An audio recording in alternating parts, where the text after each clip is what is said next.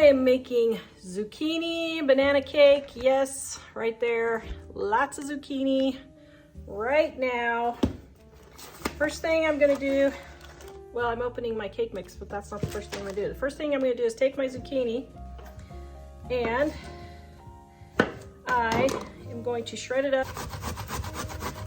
So I got my zucchini in there and my two very ripe bananas. Any spice cake mix will do. In place of water, I'm going to be using milk because I need to use up my milk.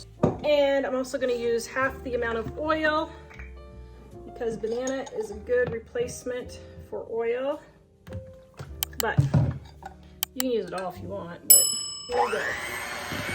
Oh, I forgot my eggs. Hello.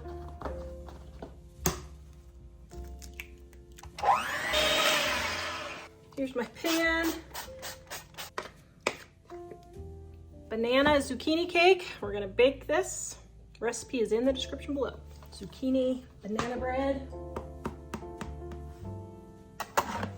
Oh my goodness. Yum. Okay, Mike's not here, so we're just gonna taste test it. Oh my goodness. It's painting day. It's painting day. That's why you guys don't see me on camera. That is delicious.